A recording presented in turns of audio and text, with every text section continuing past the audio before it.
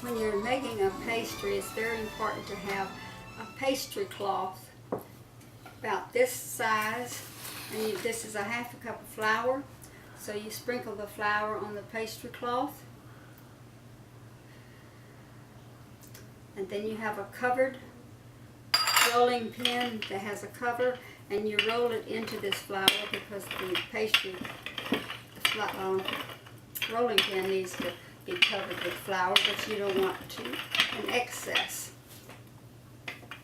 Then you take your hand and you make little small circles, and this is called preparing the pastry cloth. And it's a very important step. And if you're really serious about making a good pastry cloth, you need a good pastry, you need to invest in a good pastry cloth. Okay, you don't want too much, so you'll need something to shake the excess in. Some container. Then when you get this, you can use the rolling pin again because you want it to not be loose. So when you do that.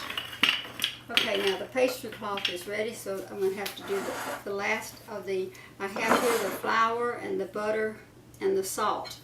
And this is 1/2 cup of vodka. The vodka makes it more tender, flaky. So you may not have to use this entire amount. You just want to have enough liquid to make the pastry the right consistency.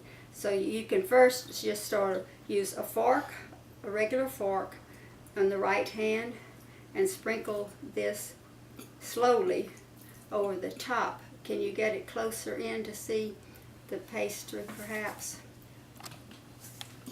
To see how it's looking as you're adding. Just use the fork and just gradually place the vodka in the dry areas.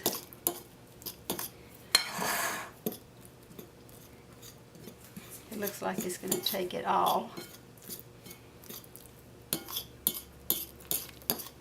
The vodka will evaporate during the cooking process.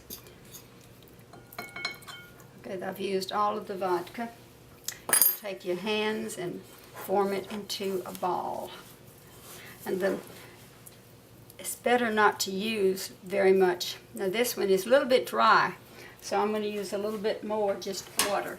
Plain water at this point to make it so it's a little bit easier to form into a ball. It's still a little bit of crumbly there, but I think that will be okay. Okay, you sort of hit this, just do a hitting thing at first, and we're going to make something just a little bit larger than 9 by 13 inches, and we're making what's called a country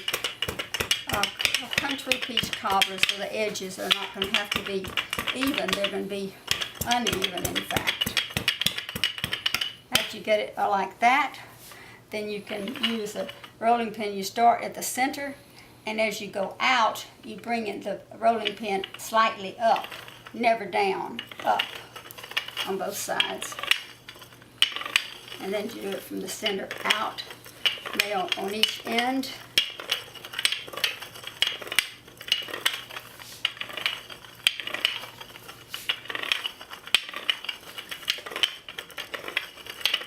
At this point, we're trying to keep the shape of the rectangular as nice as we can and as even as we can, and yet make it just the right size for the cobbler. I think it's maybe long enough here, so I'm going to make it a little bit wider.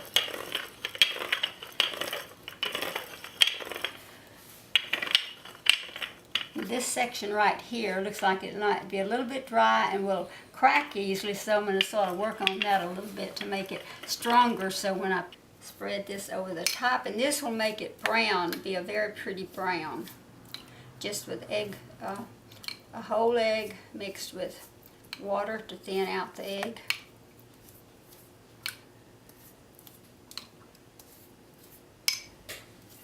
Just go over the whole top with it. And the sides too, you'll also do the sides with the egg wash.